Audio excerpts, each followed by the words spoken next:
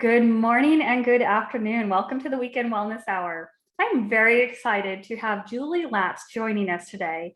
She has an amazing story of food addiction, binge eating, and how she overcame that. And she's now an author and a professional coach. So, very excited. Thank you, Julie, for coming on today and sharing with us your journey and how you help people. Well, thank you so much. I'm really happy to be here. This is great. So, can you give us a little bit of your background? I know you didn't start in this world of coaching. So, why don't you share with us your story of how you got here? Sure. Well, I have a master's in accounting, Mhm. and I never really liked accounting per se. And I always had this entrepreneurial spirit in me.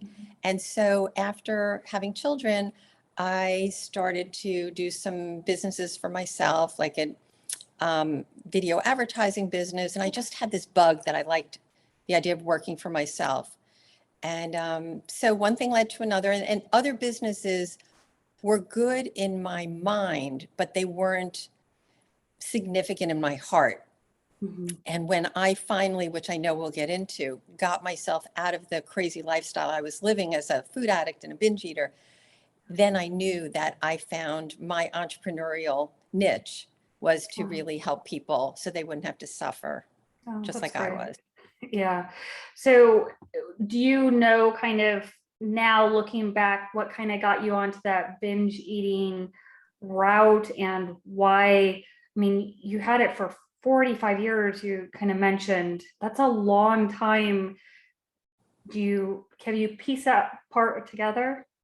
Yes. So Mhm. it really started when I was probably 5 years old, Okay. because my mother, and nothing against her, she meant well, all our mothers always do, but she was concerned. She, even at a young age, she wanted to make sure that I always looked good and didn't gain weight. And so she was kind of preoccupied with making sure that I wouldn't overindulge. And that turned into her kind of like always looking at my plate, or, allowing my brother to have certain foods that I wasn't allowed to have.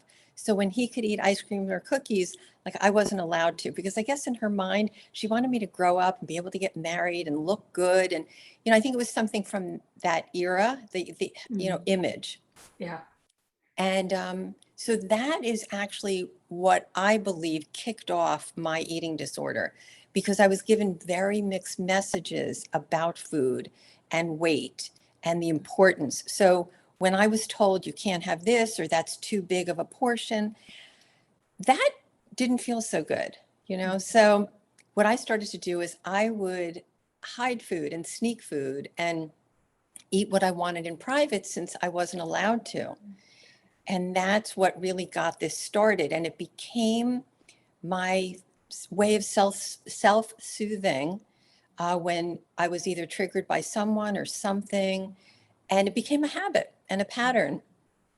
And it was something that I've taken through my entire life until I changed things. Mhm. Got it. That's amazing. And way to go to try to change things and then actually succeed because with food, it's not like other addictions where you can just stop and those are hard enough, but you just Right. eliminate that from your life. You can't really do that with food addiction. So you have Yes, to approach it, I imagine, a little bit differently because you still have to have it. that is absolutely right. So Uh, on, yes. go ahead. On this journey, what are some of the things you tried that didn't really work? Well, when I was younger, my mother just kept kind of putting me on diets, and she would bring me to therapists, Oh, and she didn't know, like, in her mind, why is my daughter who's eating lettuce leaves and, uh, grilled turkey and grilled chicken, she only saw what she saw. So she couldn't understand, why is my daughter like gaining weight? So mhm. she would, then switch off to a different diet. And so then I continued with all of that, thinking like, if I could find the right diet or the right gym membership or the right therapist, or, I tried all of those things, nothing that was unhealthy or risky, Mhm. but, all the Atkins and Diet Center and Nutrisystem and, basically every kind of diet.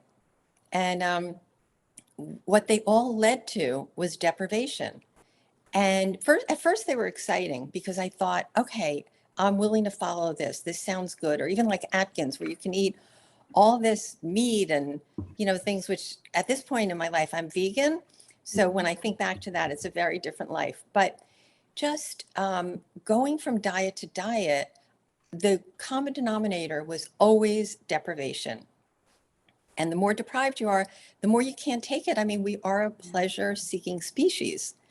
And so that deprivation would lead me right back to binging.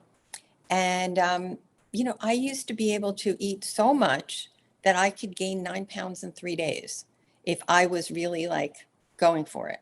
And then nothing would fit. I'd go back on a new diet. It was exhausting. It was like I was having an affair with food. I used to sneak it. I would hide it. I didn't want my family to know how much I really ate. And that's, what my life was about. I was obsessed with and controlled by food. Yeah. Yeah. And sometimes we get into that nervous system habit and you feel like you need that for survival. So it's Yes. hard. And the odd thing is, you can be so successful with so many things in your life and have a great life. I mean, I have a great husband and 3 great kids. And yet deep down, there was so much misery because I was living this secretive, out of control life that I really couldn't talk about. And all my family would see is like, there goes her weight up again. And now it's down again. And nobody really got it. So it was a lonely, difficult place to be. So at what point did you realize, okay, dieting isn't for me and I need to look elsewhere? Well, that was the magical day in October of 2010 Mhm. when I woke up in the morning that day and I don't know what came over me, but I was just petrified to get into bed one more night, feeling bloated and disgusting and hopeless and helpless. And something just made me say, I'm so scared to get into bed like that again. I have to figure it out today. And you can imagine over 45 years, all of the diets, all of the therapies, all the gym membership, everything I tried, there were so many different things that never worked. But I declared to myself, no matter what, literally out of fear of getting into bed in the same way again, I said, I have to figure it out today. Okay. And Wow. so then that's when I realized, well, all the diets I tried, they never worked. So what would work? And the first question I asked myself is, if I want to get into bed happy tonight, which was my only goal right then and there, was I need to be happy after everything I eat. So if I'm happy after everything I eat today, then by definition, I will get into bed happy. So then I said, well, what does that look like? Like, how can I be happy after everything I eat? Because normally, like as a binge eater, you're going to be miserable when it's over, but you need your fix and you kind of can't help it. You just feel compelled to do it anyway. Mhm. But my goal was I needed to feel good after everything I ate. So I realized that along the lines of what you were just saying with, about dieting, is that I decided there can't be any foods off limits. I have to learn how to eat any and every food in moderation. Mhm. And I had never, in those 45 years, I had never eaten anything in moderation. So I was either on a diet where I stayed away from every trigger food imaginable, or I was eating boxes and bags of things. So that's why I would say like my weight could go up 9 pounds in 3 days if I was in that place. So I realized that I had to figure out, how can I like eat 2 cookies and not 22? And as I said, like this was really scary because I never knew how to do it. Yeah. And that brought me to some more questions of, well, what am I in the mood for? And just starting to ask certain questions. Is it creamy? Is it salty? Is it sweet? Like just kind of slowing the whole eating process down and inserting a pause in between my thinking of eating and actually eating. And I started having conscious conversations with myself to say, well, how much of it can you eat and be happy when it's over? And I just started to ask these questions, which slowed down the whole process to make me a lot calmer around food instead of just giving into the impulse. So I figured out how to live as the opposite by interrupting the pattern of the impulses. Does that make sense? Yep, absolutely. Yep. That's great. And so by doing that, you're taking that pause, it calms down the nervous system. It gives you that space between the urges, Right. and it allows you to, it gives your body time also. You're creating more time so that you can register, hey, guess what? I'm satiated. I'm full. Yes, that as well. Absolutely. And what I was doing, what I realized that made all the difference was when you're on a diet, you're trying to hold on to willpower, as long as you can. And as we know, like that just doesn't work because willpower conjures up fighting against yourself. Mhm. So I turned it into want power. And that was all about choice, right? So that was, how do I want to feel? What do I want to eat? How much do I want to eat? When do I want to eat it? Maybe I want to wait a little bit. So having want power gave me the feeling that I was in control, whereas in the past, the food or the diets were always controlling me. That makes sense. Yeah, absolutely. So that's interesting. So then, would you say that you were addicted to food? Would you go that far that you would say that? Yeah, absolutely, because it got in the way of my daily living. I mean, Okay. um, wherever we went as a family, I Yeah. would have packed up junk food in my purse Okay. ahead of time. Mhm. And while we were there, so if we were at an aquarium, my family was enjoying what they were seeing. Mhm. All I was thinking about is, when is it lunchtime? When can I Yeah. sneak off to the bathroom to eat whatever it is I had packed up? And I was with them physically, but mentally, so it's like having an affair with food, where Yeah. it was my thing that I would go to in private. So yes, I was addicted and Yeah. compelled and obsessed and controlled. So it was pretty messy. Yeah. And so sometimes people have trigger foods that kind of set them off. Now, and you had said that one of your guidelines for overcoming this is to have nothing off limits. So how did you go from eating a package of cookies to you get two cookies? Because that's a Well, hard it thing. it really, you know what? The in theory it was hard. It Mhm. became so easy when I just inserted the pause and I said, okay, if I want, so I decided I need to have 2 snacks a day of Okay. things I would normally binge on, which, as I said earlier, like I was petrified to do that because I never knew anything about moderation. So I would ask myself, what am I in the mood for? So as a snack, so let's say it was frozen yogurt. That was one of Mhm. my go-to snacks. I would, um, I would go to the frozen yogurt place, and I was following Weight Watchers at the time because Okay. I knew I needed to follow some sort of either points or calories, because if I was going to be adding in these, trigger foods in moderation, I had to make sure I wasn't overdoing it in terms of the amount of calories going into my body. Yeah. So, for example, I wanted the frozen yogurt, and if I thought to myself, I want this snack to be 3 points, Mhm. or somewhere around there. So Yeah. I would go to the frozen yogurt place and I would ask them for a small, Okay. and they maybe would give me this much, like a huge amount. And the binge eater in me would say like, oh, well, I'm going to eat it all. Like, and I would feel lucky that I got more. Yeah. But what became the peaceful eater was the person who's saying, well, if I eat that whole thing, will I be happy when it's over? And if I knew that there's no way it's anywhere near 3 points, it's probably Mhm. 6 or 10 or whatever. And it didn't have to be exact. It was more the conscious conversation I was having. So I would think, well, there's no way I'm going to be happy if I eat all of this. So I would scoop some off the top and throw it out. And it's not that I'm all for throwing food away, but I needed to get serious and I needed to be Yeah. able to enjoy what I was truly in the mood for.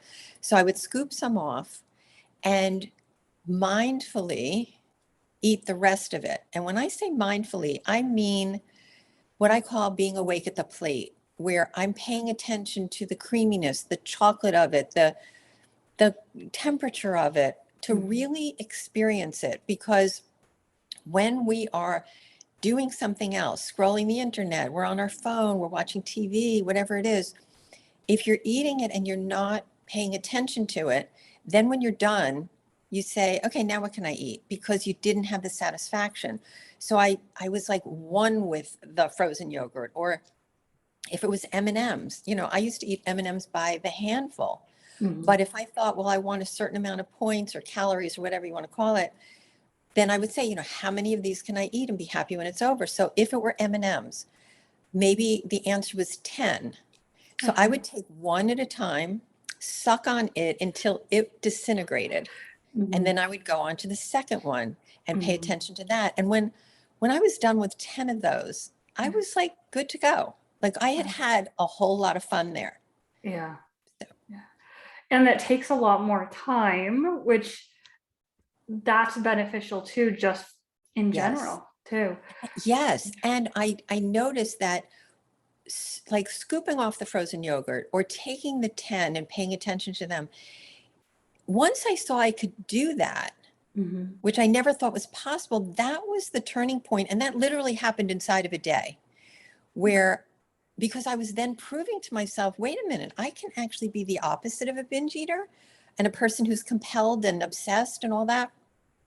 So once I saw that I could, going back to the cookies, that I could eat 2 cookies and not 22, my feeling was like, why would I ever want to do that to my body again? Why would I abuse it with 22 cookies or however much I would eat when I have figured out how to eat 2 of them and enjoy every bite, be happy when it's over and lose the weight. I mean, I lost 90 pounds and It's a lot. I'm a size 4. I'm comfortable in my body. I'm comfortable in my clothes and I eat to live instead of live to eat. And Mhm. it's all from, everything I said, the want Mhm. power, the slowing it down, the opposite of the impulse. Somebody Yeah. recently who watched one of my presentations, she said, what you're about is the power is in the pause. And I Mhm. loved that because that's really what this is. It's pausing and making conscious decisions and choices instead of acting on autopilot, which is what I did all those years. Absolutely. Because part of when you were eating, so there's a nervous system called your sympathetic nervous system that ramps you up, and you're basically existing in that. And your eating was so closely tied to that. And Yes, by breaking that habit and you're pausing, you're giving your nervous system a chance to there may have been some resistance for some part of it, but like you're pulling yourself out of that state. right. So that's incredible. Now, when you were losing these 90 pounds, sometimes people have like this big drop initially and then it kind of slows down. Did you have that? Or because you were kind of steady on how you were going about this, was it different for you? That's a really good question. It was a process, and there Mhm. were some ups and downs Okay. because, like I tell all of my clients, this does take work every day. Yeah. And the work's not hard at all. It's along the lines of what I've been talking about, just asking certain questions.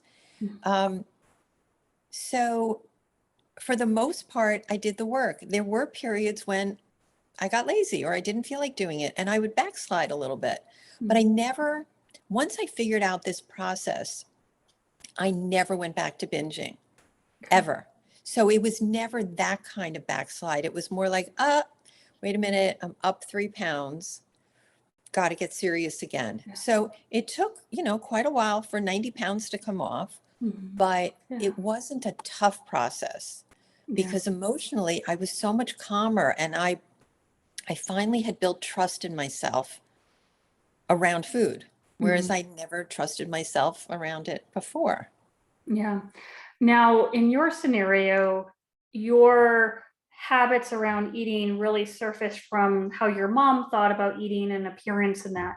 For some people, there may be more of a trauma or emotional component. So when you're working with your clients, if they have that trauma emotional component, does that usually need to be addressed as well?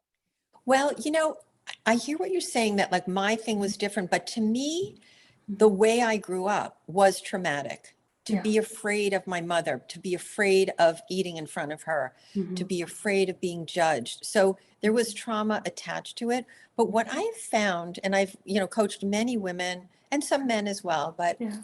that knowing my whole life what triggered it meant Okay. it didn't have anything to do with actually getting better from it. It wasn't until I figured out this process and started to take these steps that I got results. So, yes, there are people who have come to this through trauma or whatever. But what I try to talk to people about is anything related to the emotions. I wish I had my thing here. I've got this band, like an exercise band, Mhm. and like a stretch thing, and I Yeah. tie a knot in the middle of it. Mhm. And so what I explain to my clients is, on one side, it's your emotions. On the other side of the knot is your food.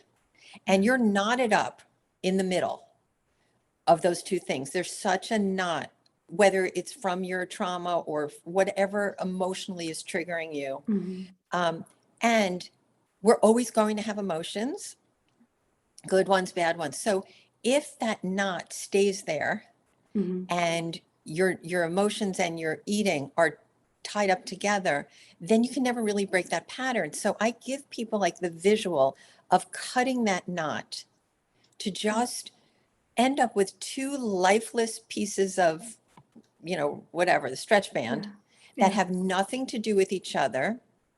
And when you get triggered by someone or something, or you want to try in your mind to go back to, well, I am in this way because of the trauma or whatever it Yeah. is, what I suggest to people is to keep practicing imagining those two things, lifeless, unrelated, disconnected from each other, and look at the emotion that you're feeling and acknowledge it, and then say, what's one thing I can do right now to move the needle forward to feel Mhm. better about this thing? Mhm. And the more Yeah. they can actually visualize that, wait, that knot is no longer there. Um, and they just have like their mind then goes to, oh, what I'm supposed to do is focus on something I can do to move this forward. Do I need to talk to the person who upset me? Do I need to journal? Do I need to, whatever it is, take a bath? Like, what do I need to do for this thing? Yeah. And that then gets them in the habit of not thinking about tying their emotions to their food. I can't remember. So I overcame this in 2010. I can't remember since then ever turning to food from an emotion. Whereas Wow. those 45 years, that was my go-to. Yeah.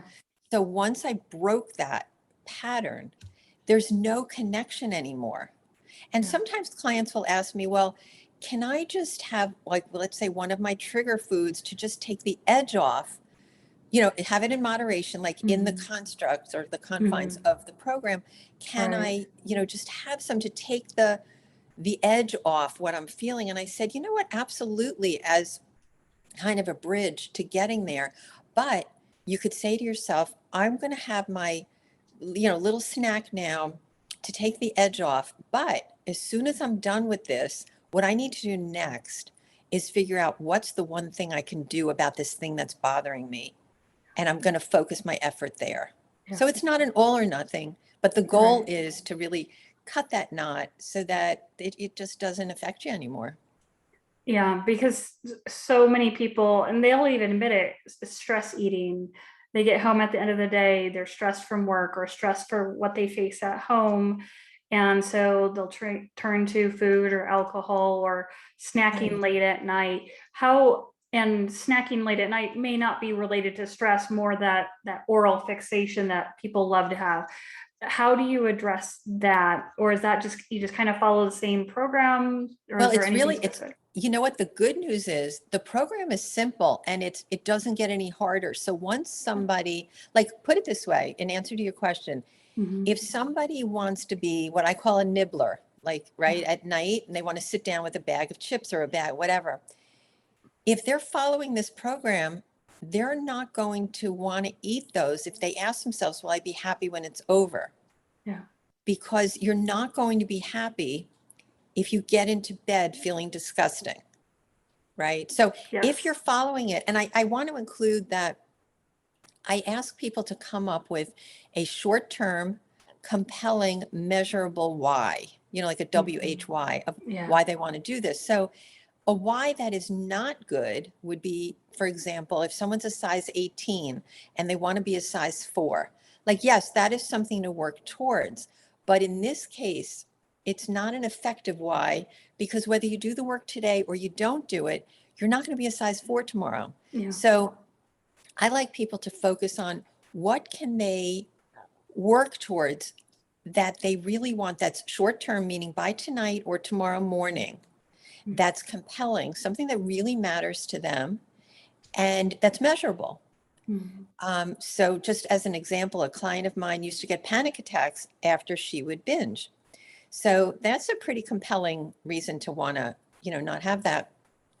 So that was her why. Now, not everybody has something like that, of course, but this way it incentivized her to do the work because she knew by that day or by that night, Mhm. she would either have the panic attack or not. So it was measurable and it was short term. So it was worth doing the work so she wouldn't have that thing. So the Yeah. why serves as an anchor to make you want to do the daily work because you're working towards something that you will get by tonight or tomorrow morning. And then, so getting back to your question about, somebody eating late at night, Mhm.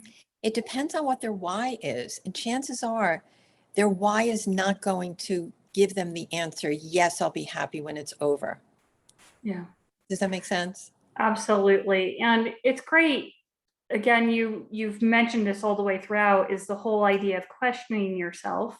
Yeah. That creates a pause that makes you think through instead of just blindly just going at it. And Yes. yeah, you're putting your future in the present by thinking about what is the future that you want to experience emotionally and Yes. how you And feel. yes, another thing I found, which is so important, is what I call encapsulating the day. And Mhm. what that is it's so easy when you're in this situation and you start thinking, okay, I'm going to try this program. Mhm. And then your mind goes to, okay, well, if I started today, how much will I weigh in a month? Or how much will what will I look like in back to school night? Or what dress is going to fit for the wedding? When you get out of where you are right now, it's, it just doesn't work. Yeah. Or if you think, well, so I'm trying something new, but everything in the past hasn't worked. Why would this work? So if you're in the future or the past and not right here, right now, asking yourself these questions about what am I in the mood for? How much can I eat? Like the certain, I call them tricks to make it stick, just certain Yeah. questions and things that you do throughout the day, which is the work. Um, when you're not in this right here, right now, you can't get anywhere. So I tell people, if you're doing, saying, or thinking anything you've done, thought, or said in the past, you're going in the wrong direction because that's what prompted you to call me. It Yeah. wasn't working. So just stay here right now and focus in on just this work. Yeah. So it's really Makes important sense. as well. And I'm curious, you had mentioned that you're now vegan. Was Yes. that part of helping you with the weight loss, or is that just you wanted to feel differently in your body? No, in 2013, I did a certain test that Mhm. it's like measures your risk of whether you'll get Alzheimer's or not. Okay. And my test came out that I have a significant increased risk.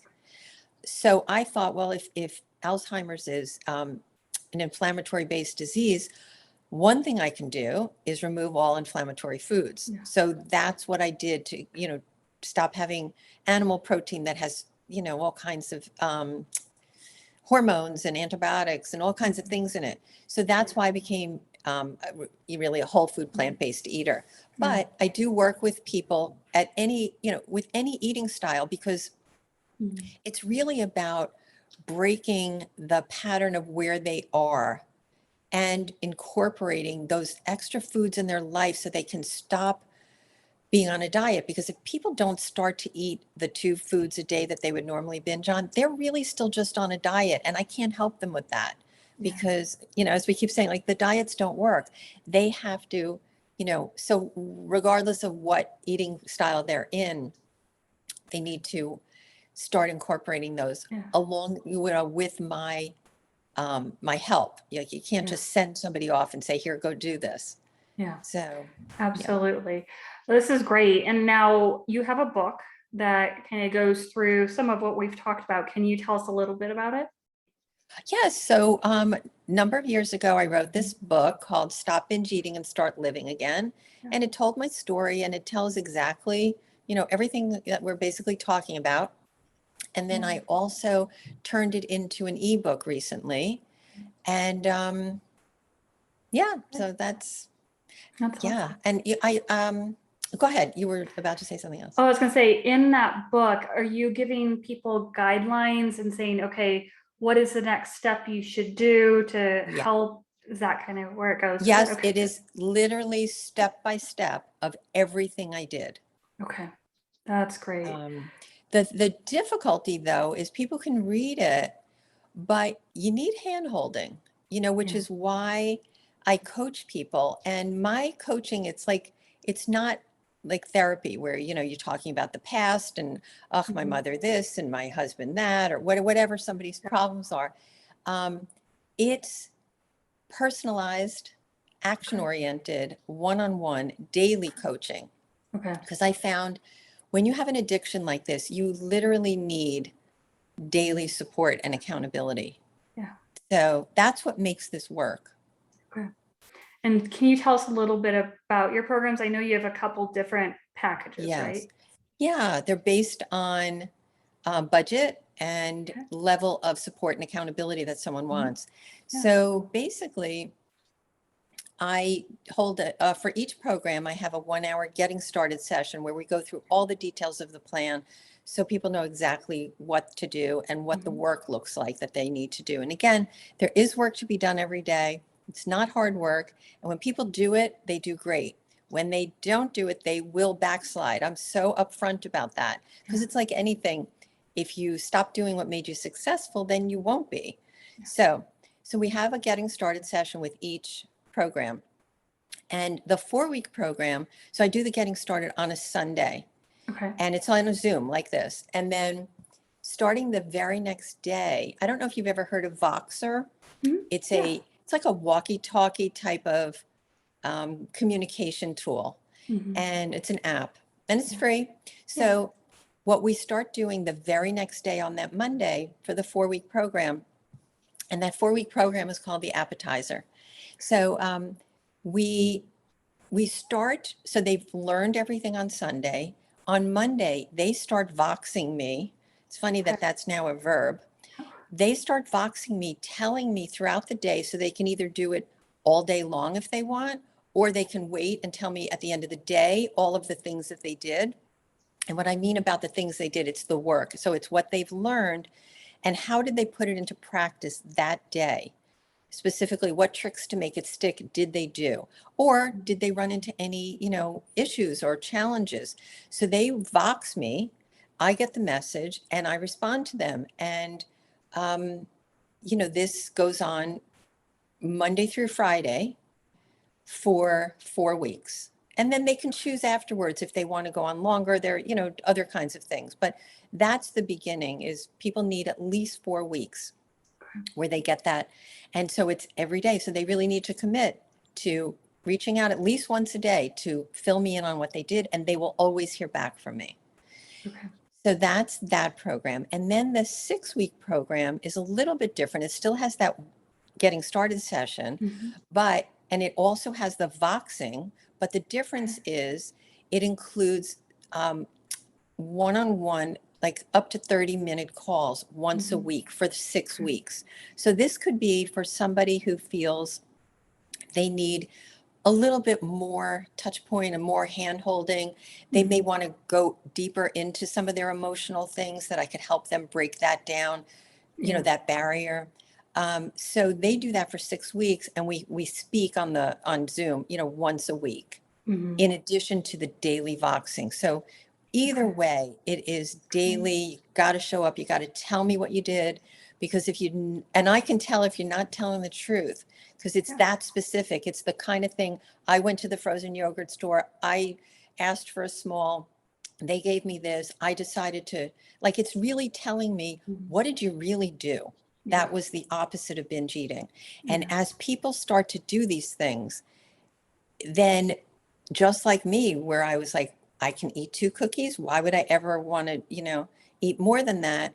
Um, it's funny. I just have to share this, that Yeah. Sunday I started with a new client, and Mhm. starting on Monday and Tuesday and whatever, she was voxing me throughout the day, and they were amazing. Like, I had 5 bites of pizza or whatever it was. But Yeah. yesterday was Wednesday, right? Mhm.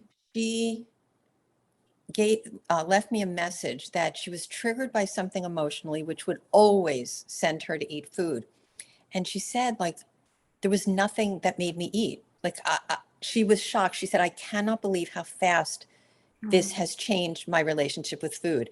yeah. And what I want to say about that is, results typical. Like, these are typical results, that Absolutely. it can happen in a day, it can happen in a Yeah. few days. For her, it happened really on Monday, where she was like, Oh, wow. But by Wednesday was the first time where she said she didn't give in to the emotions. So yeah. that was major. That's amazing. So, where do people learn more? Where can they go? Well, my website is Okay. peacefuleater.com.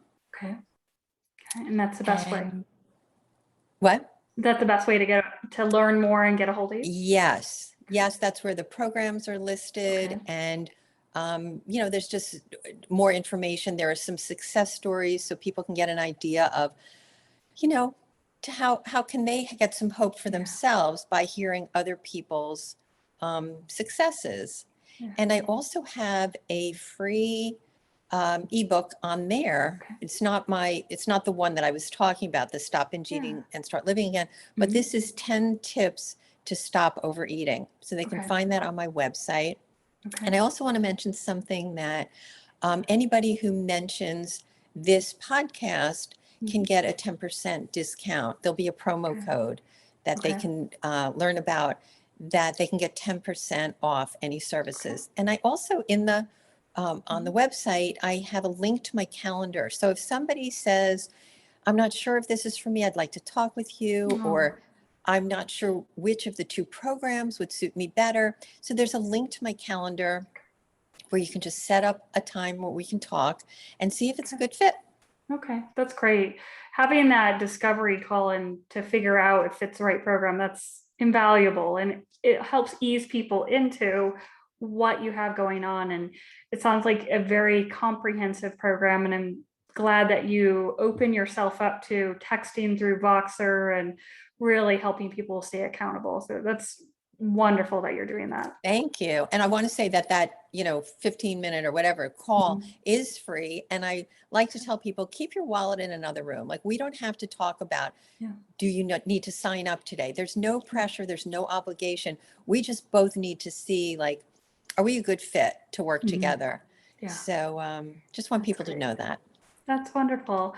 Well, I really appreciate you taking the time to share your journey, being so open and honest about it, and giving people plenty of tips just to start thinking about how to really look at their eating habits and how they address food. And I can imagine there's much, much more in your program and your book. So thank you so Yes. much for doing this with me today. Well, thank you for giving me the opportunity to give people some hope and Yeah, let them know they're not alone. yeah, yeah. And I appreciate this. That's great. And you do look fabulous, being you look very healthy. And that's important too, Thank you. is if you're following some type of food program, like just the health and it shows through you. So very, very Thank well you. done. Yeah. So well, thank you all for joining us today. Have a great rest of your weekend. Please reach out to Julie, go to her website, peacefuleater.com, check out her programs, and start working on your food addiction. So thank you, and we'll see you next week. Bye now.